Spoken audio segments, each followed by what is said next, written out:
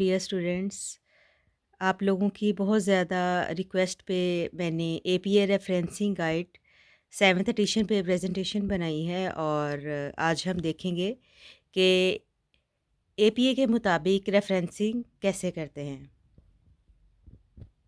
सबसे पहले तो हम ये देखते चलें कि एपीए अमेरिकन साइकोलॉजिकल एसोसिएशन का मुखफ़्फ़ है।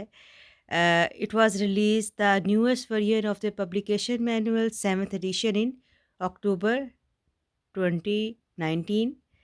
APA style is a writing style and format for academic documents such as scholarly journal articles and books. It is commonly used for citing sources within the field of behavioral and social sciences. So, APA can be used for social sciences and behavioral sciences, and it's a writing style, a format for academic documents. The most important factor in APA is what should be the font size and line spacing of academic documents. The font size uh, could be Times New Roman. Uh, it can be 11, and Calibri style could be used. Arial, uh, it can be 11, or 5 recommended styles हैं usually. You can see line spacing क्या होनी चाहिए, what should be the line spacing. Double line space आप use करेंगे। References किस तरह से होंगे, रेफरेंसेस हैंगिंग इंडेंट होंगे। 7 spaces automatic default in Microsoft Word वो उसमें हो जाता है। इन टेक्स्ट साइटेशन कैसे देनी है?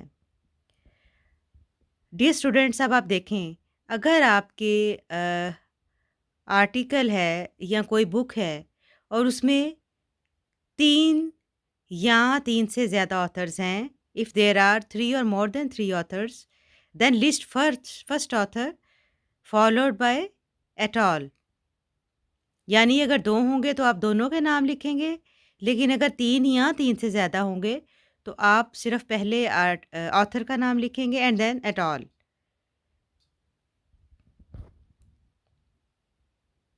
इन टेक्स्ट सेकेंडरी साइटेशन, किसी और की साइटेशन है and now you want to mention in your own article, तो सो आप क्या करेंगे, include the date of the original work if known showed in the study. वरना आप लिखेंगे किसी showed in the study Bents et al 1990 as cited in, author का नाम एट ऑल और ईयर। एट ऑल इसलिए कि ये 3 या 3 से ज़्यादा था। देन बिल्कुल एक और एग्जांपल देख लेते हैं, Bands et al 1990 as cited in, Olsen et al 2004 showed. इस तरह से आप इन टेक्स्ट सेकेंडरी साइटेशन देंगे। अब पब्लिशर की location is no longer required in APA 7th edition. तो आप क्या करेंगे, आप ऑथर का नाम लिखेंगे, ब्रैकेट में ईयर लिखेंगे जिसमें वो बुक पब्लिश हुई, एंड देन आप क्या लिखेंगे, आप उसका टाइटल लिखेंगे एंड देन जर्नल का नाम आ जाएगा और फिर फुल स्टॉप, एंड देन आप पब्लिशर का नाम लिख देंगे, साइमन एंड।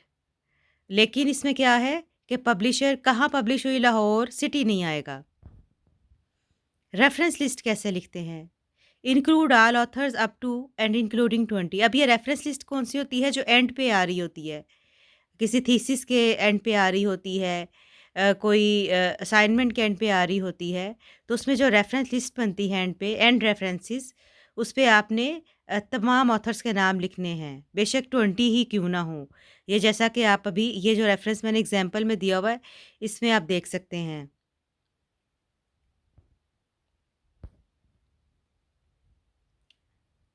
इसी तरह से एक और एग्जांपल देख रहे हैं, अगर 20 या 21 या उससे ज़्यादा ऑथर्स हैं, तो आपने ये करना है कि लिस्ट द फर्स्ट 19, फर्स्ट 19 को आप रेफ़र करेंगे।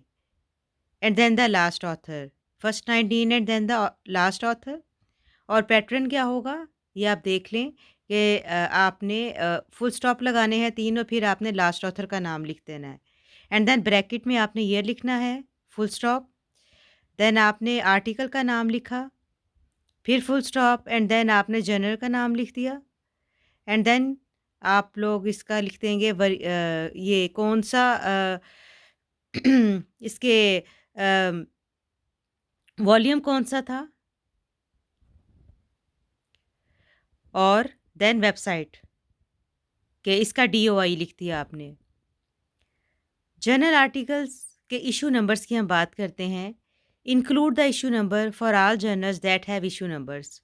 वो तमाम जर्नल्स जिनका कोई दूसरा, तीसरा या इश्यू है, वो आपने लिखना है कि किस इश्यू में पब्लिश हुआ है आर्टिकल। आपने ऑथर का नाम लिखा, आपने आर्टिकल का नाम लिखा, फुल स्टॉप, फिर आपने जर्नल का नाम लिखा एंड देन आपने क्या किया 45 और 5, ये वॉल्यूम और इश्यू नंबर होता है। और फिर आपने इस तरह से अपना रेफरेंस पेज नंबर्स लिखे एंड देन आपने वेबसाइट का लिंक दे दिया। अब अगर आपने डीओआईज़ जो कि देना होता है जर्नल आर्टिकल्स के रेफरेंस में, जो भी आर्टिकल्स होते हैं, तो आपने क्या करना है, ये जो फॉर्मेट है, ये जो बिलो मैंने दिया है इसमें, वो आपने देना है। ये आप देख सकते हैं। अगर अच्छा एक ऐसा भी बात समटाइम्स होता है कि आपको डीओआई नहीं मिलता, डीओआई ना हो तो आप यूआरएल वेब एड्रेस भी दे सकते हैं आर्टिकल का। Retrieved from is no longer required, और आपको ये लिखना की ज़रूरत नहीं है रिट्रीव्ड फ्रॉम।